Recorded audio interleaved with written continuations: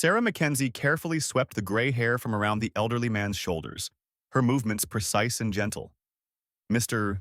Peterson had been coming to her small salon in downtown Portland for 15 years, and she knew exactly how he liked his trim, short on the sides, just enough length on top to maintain his dignity. "There you go, Mr. Peterson," she said, brushing off his collar. "Sharp as always." The 78-year-old veteran smiled at his reflection. "You're a miracle worker, Sarah. My late wife always said you had magic hands." "Just practice and patience," she replied, removing the cape. "Same time next month?" "Wouldn't miss it." "How much do I owe you?" 25, as always." Peterson reached for his wallet, but Sarah gently stopped him. "You know what? It's on the house today. Thank you for your service, Mr. Peterson." The old man's eyes moistened slightly. "Sarah, you don't have to." "I want to. You've given enough to this country." After Peterson left, Sarah began cleaning her station. The small salon, Sarah's Touch, had been her pride and joy for 8 years. Nothing fancy, just 4 chairs, good lighting, and the kind of atmosphere where people felt comfortable sharing their stories while getting their hair done. She was wiping down the mirrors when the door chimed. 5 young men in their early 20s walked in, wearing matching green uniforms with Murphy's Barbershop embroidered on the shirts. They looked around with the kind of smug confidence that made Sarah's jaw tighten. "Can I help you, gentlemen?" she asked politely. The tallest one, a blonde kid with a face that screamed, "Peaked in high school," stepped forward. "Yeah, we're from Murphy's down the street. Heard you might be looking for work." Sarah set down her cloth. "Excuse me?" "Well," the kid continued with a grin that didn't reach his eyes, "word is you're having trouble keeping this place afloat. Murphy's is expanding, and we might have an opening for someone with your experience." The way he said, "your experience," made it clear he'd never seen Sarah work. She'd been cutting hair since she was 16, had trained under some of the best stylists in Chicago before moving to Portland. "I appreciate the offer," she replied evenly, "but I'm not interested." Another one of them, a stocky redhead with arms covered in amateur tattoos, laughed. "Come on, sweetheart. What did you do before this? Nails?" The others chuckled. Sarah felt the familiar burn of anger rising in her chest, but kept her voice steady. "Actually, I was in Syria for 3 years. Just got back." The laughter died. The blonde kid's smirk wavered slightly. "Syria? Like, the country?" "That's the one."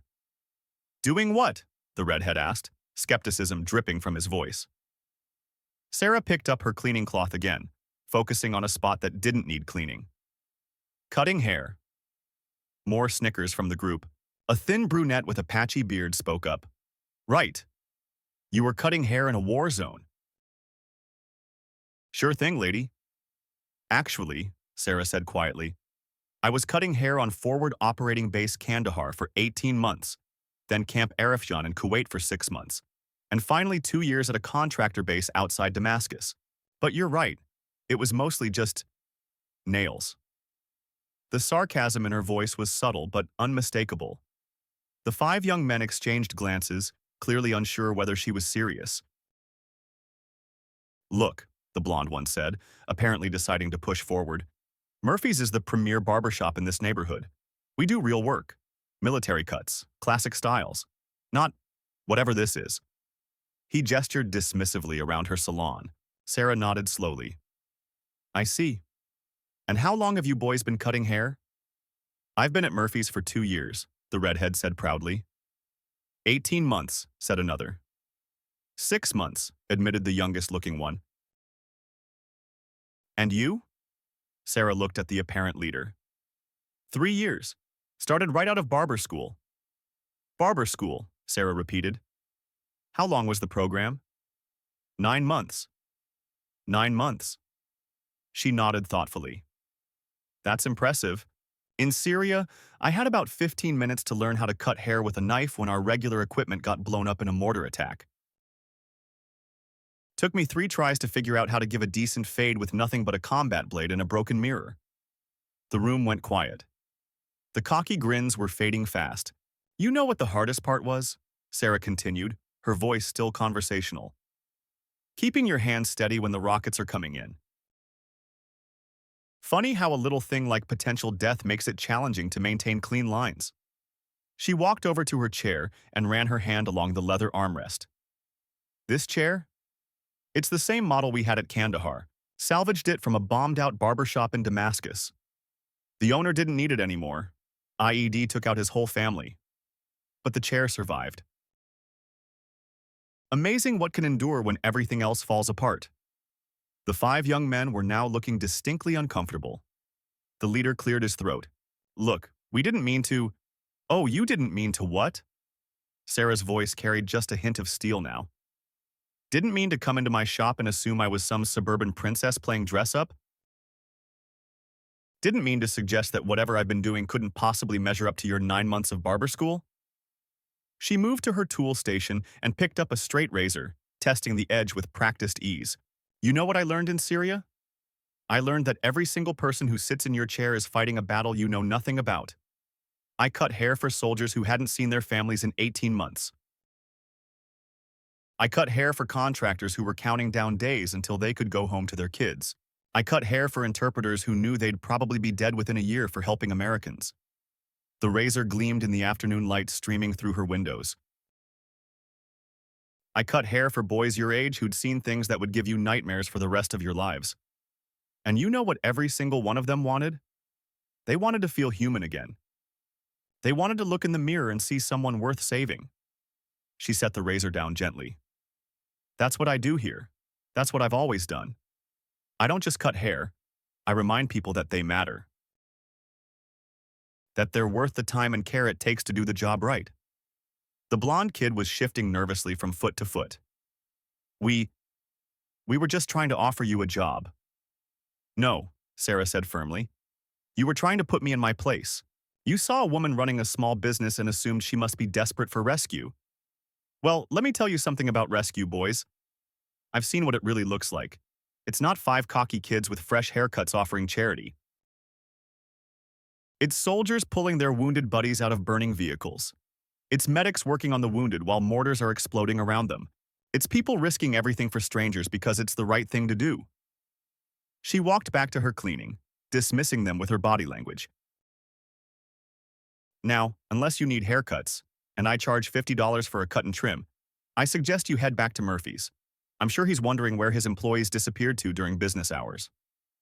$50? The redhead sputtered. That's highway robbery. Sarah looked up with a smile that could have frozen hell. Supply and demand, sweetheart.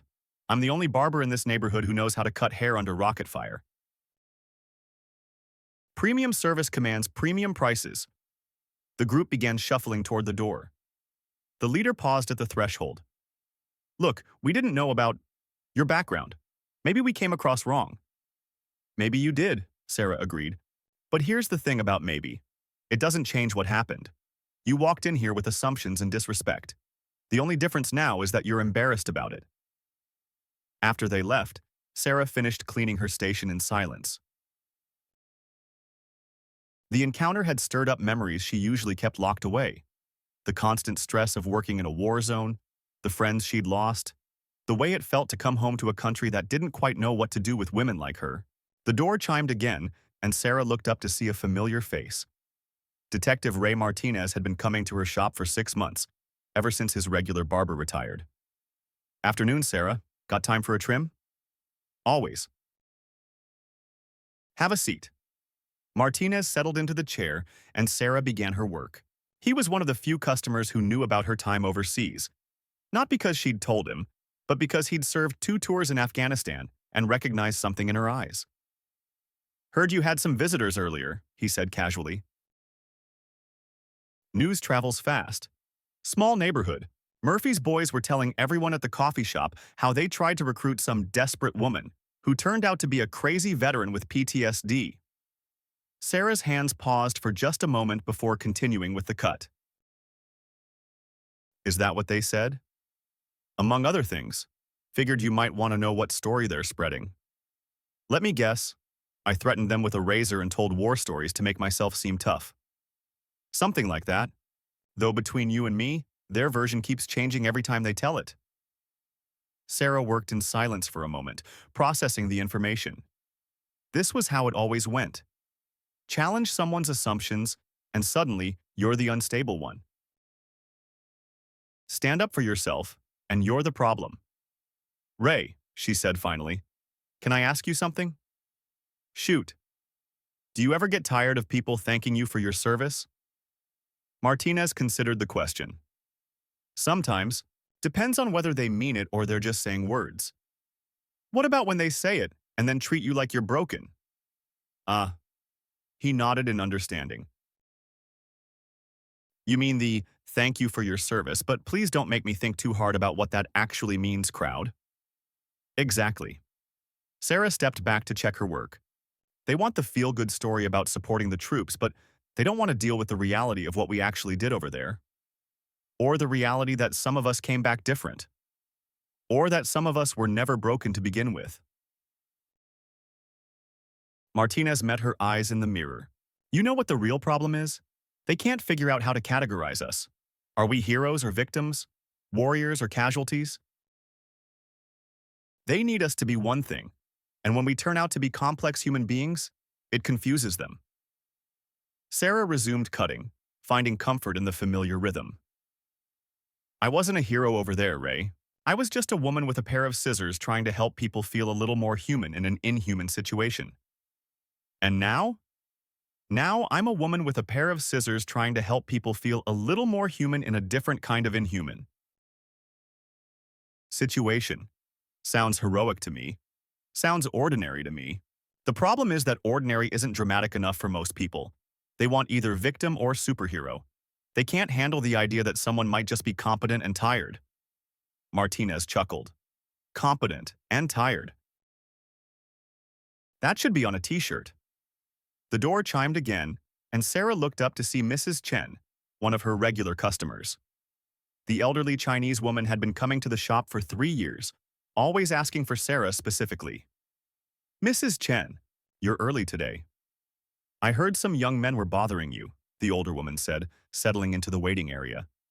Thought I should come show support. That's very kind, but it's not necessary. It is necessary.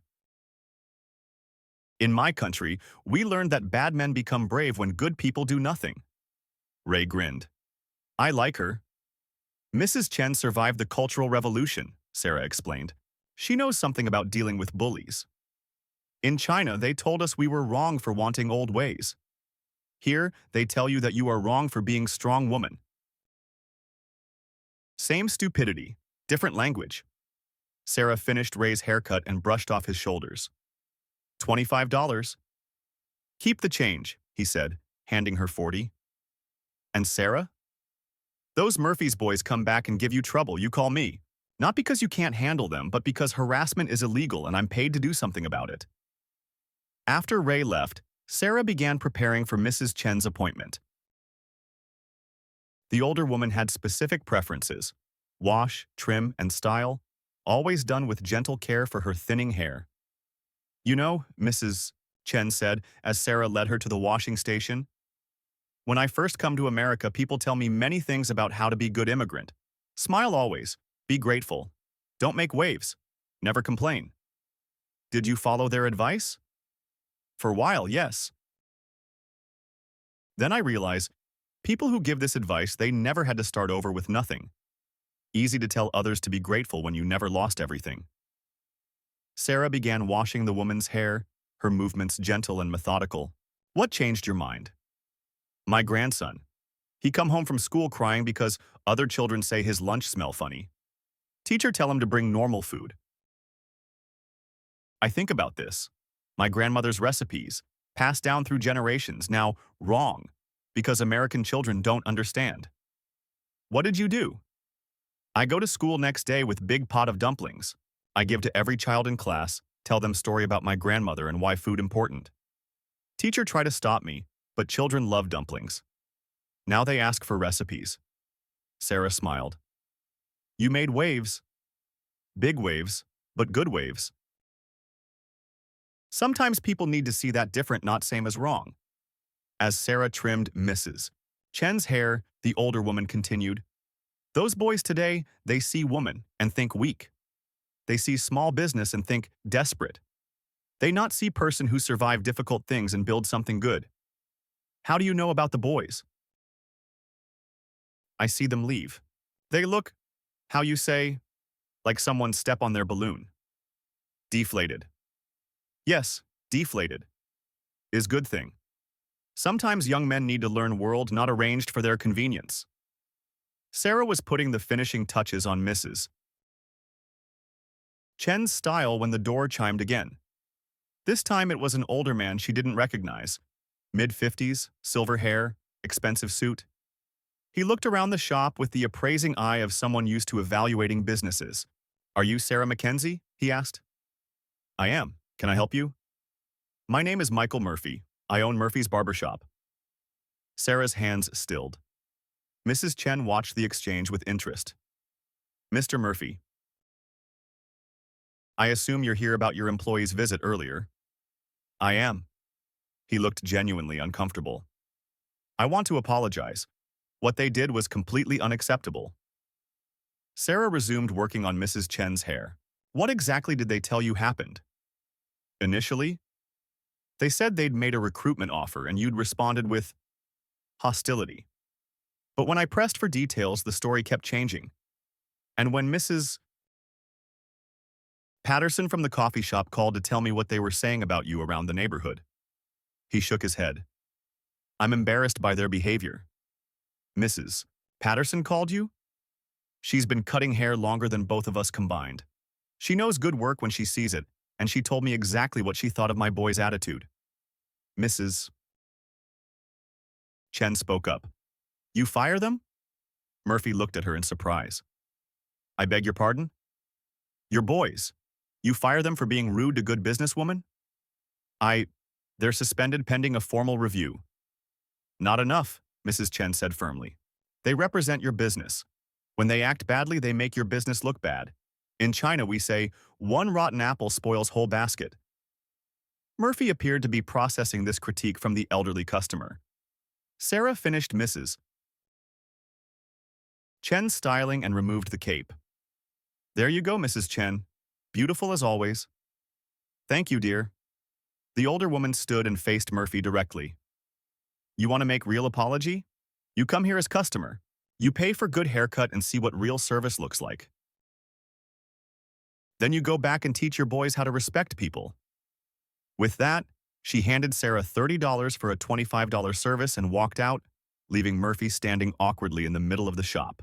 She's not wrong, Sarah said, beginning to clean her station again. About what?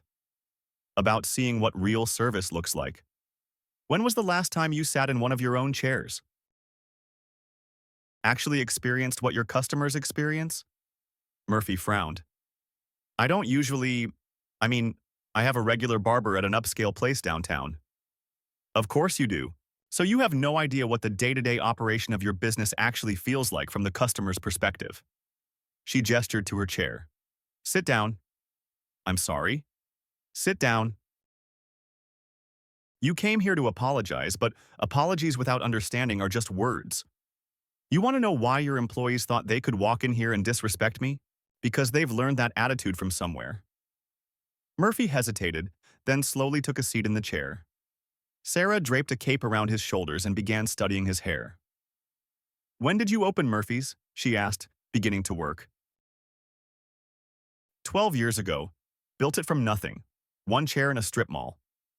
And now, 8 chairs, 4 full-time employees, 2 part-time. We're the biggest barbershop in the neighborhood. Sarah nodded, sectioning his hair with practiced efficiency. Success can be intoxicating. It's easy to start believing that bigger automatically means better. You don't think it does? I think it means different. Bigger means you can serve more people, but it also means you're further removed from the actual service. When was the last time you personally cut someone's hair? Murphy was quiet for a moment. About 10 years ago. So your employees have been learning the business without you actively modeling the standards you expect. I have managers who learned from other employees, who learned from other employees. like a game of telephone but with professional standards. Sarah continued cutting, her movements precise and unhurried. Tell me about your hiring process. Standard stuff. Check their certification, maybe a practical demonstration, references if they have them. What about character, empathy, ability to connect with customers? Well, those are harder to quantify, but not harder to observe. Do you spend time with your employees during their interactions with customers? Do you know how they treat people? Murphy was beginning to look uncomfortable. I assume they're professional. We've never had complaints. Or maybe you've never heard the complaints. There's a difference. Sarah worked in silence for several minutes, letting Murphy process the conversation. Finally, he spoke. The boys said you served overseas. I did. What was that like? Sarah paused her cutting. Which part? The constant stress? The friends I lost? The way everything I thought I knew about myself got stripped away and rebuilt? Or the way people look at me now like I'm either a victim to be pitied or a ticking time bomb to be managed? I don't know. All of it, I guess. It was hard and educational. And it taught me that how you treat people when they can't do anything for you tells you everything about who you really are. She resumed cutting. Your boys came in here today and saw a woman running a small business. They assumed that made me desperate, inferior, in need of rescue. They didn't ask about my qualifications, my experience, or my goals. They just decided what I must be and treated me accordingly. And you think that reflects on my business practices? I think it reflects on the culture you've created, whether you meant to or not. When employees feel comfortable disrespecting potential competitors, it suggests they've learned that dismissive attitudes are acceptable. Murphy watched her work in the mirror. You're very good at this. I should be. I've been doing it for 22 years. 22 years, but you look young enough that your employees assumed I couldn't possibly know what I'm doing. She stepped back to examine her work.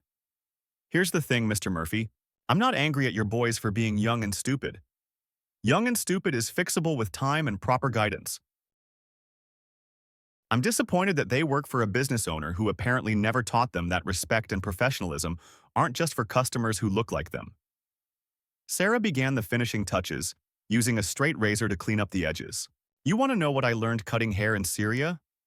I learned that every person who sits in your chair is someone's son, daughter, parent, spouse. They all have stories, fears, hopes, dreams. Some of them have been through hell, and some of them are heading into it. But for the time they're in your chair, your job is to make them feel human and cared for. She removed the cape and brushed off his shoulders. That's $50. Murphy blinked. 50? But your sign says 25 for a basic cut. That's my veteran discount rate. You get the full civilian price. That seems excessive. Sarah smiled coldly. Supply and demand, Mr. Murphy. I'm the only barber in this neighborhood who cuts hair with 22 years of experience, including 3 years in combat zones. Premium service commands premium prices. Murphy reluctantly pulled out his wallet and handed her $50. This has been educational. I hope so, because here's what's going to happen next. Your boys are going to continue spreading their version of today's events around the neighborhood. They're going to paint me as an unstable veteran who threatened them with weapons and scared them with war stories. And some people will believe them, because it's easier to dismiss me as crazy than to confront the possibility that they might be wrong about women, veterans, or small business owners. She walked him to the door. But here's what they don't understand. I didn't survive 3 years in a war zone by being crazy or threatening. I survived by being competent, professional, and absolutely unwilling to let anyone treat me as less than I am. And I'm not going to start compromising on that now. Murphy paused at the door. What can I do to make this right? You can train your employees to treat all potential customers with respect, regardless of their assumptions about who deserves it. You can model the behavior you expect instead of delegating character development to kids who don't know any better. And you can remember that success means more than just being bigger than everyone else. After Murphy left, Sarah locked the door and flipped the sign to closed. It was only 3 p.m., but she needed time to process the day's events. She walked to the back room of her shop, where she kept a small office and break area. On the wall hung a photo from her time in Syria, herself with 4 other contractors at the barbershop they'd run on the base. 2 of the men in the photo were dead now, killed in the same IED attack that had destroyed their original shop. She'd never told anyone the full story of that day. How she'd been the only one not in the shop when the bomb went off because she'd been getting supplies from the storage room. How she'd dug through the rubble with her bare hands trying to find survivors. How she'd kept the barbershop running afterward, alone, because the soldiers needed somewhere to feel normal. The door chimed, and Sarah realized she'd forgotten to lock it. She walked back to the front and saw Mrs. Patterson, the elderly woman who ran the coffee shop down the street. "I know you're closed, dear, but I wanted to check on you." "I'm fine, Mrs. Patterson. Just a long day. I heard about the Murphy's boys, and I called their boss to tell him exactly what I thought of their behavior." Sarah smiled. "That was you? 43 years cutting hair teaches you a few things about professional standards. Those boys needed to learn that their actions have consequences." Mrs. Patterson settled into one of the waiting chairs. "You know, when I first heard you were opening a shop in the neighborhood, some people had concerns." "What kind of concerns?" "The usual nonsense. You were young, you were a woman, you'd been overseas. People worried you might be unreliable." "And what did you tell them?" "I told them to mind their own business and let your work speak for itself. And it has. You're the best barber this neighborhood has seen in years." Sarah felt unexpectedly emotional. "Thank you. That means a lot. Those boys today, they represent everything that's wrong with the young generation. They think they know everything, but they've never had to prove themselves through real hardship. They're not all bad. Just poorly guided. You're more generous than I'd be. But then again, you've seen real problems. Puts things in perspective." They sat in comfortable silence for a moment. Finally, Mrs. Patterson spoke again. "What are you going to do about this situation?" "What do you mean?" "Well, they're going to keep talking, making you out to be the problem. You going to let that stand?" Sarah considered the question. "I've been thinking about that. Part of me wants to just ignore it and let my work speak for itself, but another part of me thinks that staying quiet just enables the behavior." "What would you have done in Syria?" "In Syria, if someone disrespected the shop or threatened our ability to serve the soldiers, we dealt with it directly. No games, no politics. Just clear consequences for unacceptable behavior." "Sounds like you have your answer." The next morning, Sarah arrived at her shop to find a line of customers waiting outside. Word had spread through the neighborhood about the confrontation with Murphy's employees, and people were coming to show their support. "Sarah," called out Janet Williams, a teacher from the local elementary school. "I've been meaning to try your shop for months. Today seemed like the perfect day." "Same here," said Tom Rodriguez, a firefighter she recognized from the neighborhood. "My regular barber retired last month anyway." As Sarah unlocked the door, she realized that the Murphy's boys' attempt to discredit her had backfired. Instead of driving customers away, their gossip had highlighted something many people had already suspected, that there were different standards being applied to different businesses in the neighborhood. The day was busy, with customers coming in throughout the morning and afternoon. Each one had heard some version of the previous day's events, and each one wanted to form their own opinion based on actual experience. Around 2 p.m., as Sarah was finishing up with a customer, Detective Martinez walked in. "Afternoon, Sarah. Got a minute?" "Always. What's on your mind?" "Well, I had an interesting conversation with Murphy this morning. He came by the station to file a complaint." Sarah's hands stilled. "A complaint about what?" "That's the interesting part. He started to say you'd threatened his employees, but when I asked for specifics, he couldn't provide any. Then he tried to say you'd charged him an unfair rate, but when I pointed out that pricing is at business owner discretion, he backed off that too." Martinez sat down in the waiting area. Eventually, he admitted that his real problem was that you'd made him look bad in front of his employees. Seems like the man's got a bruised ego. Is he going to be a problem? I don't think so. I explained to him that filing false complaints is a crime, and that harassment of local business owners wouldn't be tolerated. He seemed to get the message. What about his employees? That's trickier. They haven't done anything illegal, just unprofessional. But I've made it clear that any escalation will be taken seriously. Sarah nodded. I appreciate you looking out for me, Ray. But I don't want special treatment just because we're both veterans. It's not special treatment. It's community policing. When someone threatens the stability of local businesses, it affects everyone. Is that what this is? A threat to stability? Martinez considered the question. What do you think? You've got a successful small business, you employ local people, you contribute to the neighborhood. Some guys come in and try to undermine that based on nothing but their own assumptions. Yeah, I'd call that a threat to stability. That evening, as Sarah was closing up, she reflected on the past 2 days. She'd been tested in a way she hadn't expected, and she'd discovered that her community was more supportive than she'd realized. Her phone rang. The caller ID showed a number she didn't recognize. Sarah's touch. This is Sarah. Ms. Mackenzie? This is Colonel James Harrison. I understand you worked with our people overseas. Sarah straightened. Yes, sir. Who's calling, please? I'm with the VA regional office. We've been looking for qualified veterans to participate in a new program, providing services to returning soldiers who are having trouble readjusting to civilian life. What kind of services? Well, that's where you come in. We're finding that a lot of our guys respond better to civilian services provided by fellow veterans than to traditional clinical settings. Something about the informal environment makes them more comfortable opening up. Sarah was intrigued. You want me to cut hair for veterans? We want you to be part of a support network. The haircut is just the entry point. The real work is providing a safe space where these guys can talk about what they're going through without feeling judged or medicalized. How did you hear about me?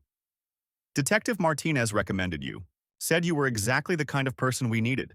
Someone with overseas experience who understands both the military mindset and civilian business operations. Sarah looked around her shop, thinking about the events of the past few days. Colonel, can I ask you something? Of course. Do you think this program would be taken seriously? Or would it be seen as some kind of charity work for unemployable veterans? Colonel Harrison was quiet for a moment. Ms. Mackenzie, can I be frank with you? Please. There are people who will always see veterans as either heroes to be worshipped or victims to be managed. But there are also people who see us as what we really are, experienced professionals who've proven we can handle difficult situations with competence and integrity. And which group makes the decisions? That depends on us. If we keep proving our competence and refusing to accept lower standards, eventually the decision-makers have to acknowledge reality. Sarah smiled. When do we start? 6 months later, Sarah's shop had become an unofficial community center. 3 mornings a week, she provided services to veterans through the VA program. The rest of the time, she served her regular customers, many of whom had become friends as well as clients. Murphy's barbershop had lost 4 of its original employees. 2 quit after the incident with Sarah, embarrassed by their own behavior once they understood the full situation. 2 others were fired after additional complaints about their treatment of customers. Michael Murphy himself had become a regular customer at Sarah's Touch, coming in monthly for cuts and conversations about business ethics and employee development. He'd also started sending his new hires to Sarah for a professionalism evaluation before they began working with customers. You know, he said during one visit, I never realized how much damage those boys were doing to my reputation. It wasn't malicious, Sarah replied, working on his trim. They were just young and overconfident. Classic case of not knowing what they didn't know. Still, I should have caught it sooner. Maybe. Or maybe this was exactly when you needed to learn it. Timing isn't always in our control, but response always is. Mrs. Chen had become Sarah's unofficial business advisor, stopping by weekly to offer opinions on everything from customer service to inventory management. Her granddaughter had started working part-time at the shop, learning the business from the ground up. You know what I like about this place? Detective Martinez asked during one of his regular appointments. What's that? It's real. No pretense, no games, just good work and honest conversation. That's all I ever wanted to provide. Sometimes that's revolutionary, Sarah laughed. Revolutionary? I think you're being a little dramatic. Am I? Look around. You've got veterans getting support they need, kids learning work ethic from their elders, business owners learning about professional standards, and customers who know they'll be treated with respect regardless of who they are. That's not normal in America anymore. That's special. As Sarah swept up the day's hair, she thought about the long journey that had brought her to this moment. From a scared teenager learning to cut hair in her hometown, to a confident professional working in war zones, to a small business owner building community connections. The Murphy's boys had thought they were encountering someone weak and desperate. Instead, they'd found someone who'd been tested by circumstances they couldn't imagine and had emerged stronger, not bitter. The best part wasn't that she'd proven them wrong. The best part was that she'd helped create something better. A space where people could come together across differences and find common ground in the simple human need to be treated with dignity and respect. Outside, the Portland evening was settling into darkness. Sarah locked up her shop and headed home, satisfied with another day's work. Tomorrow would bring new customers, new challenges, new opportunities to prove that competence and character weren't limited by age, gender, or background. And if anyone else wanted to test that proposition, well, she'd be ready for them too.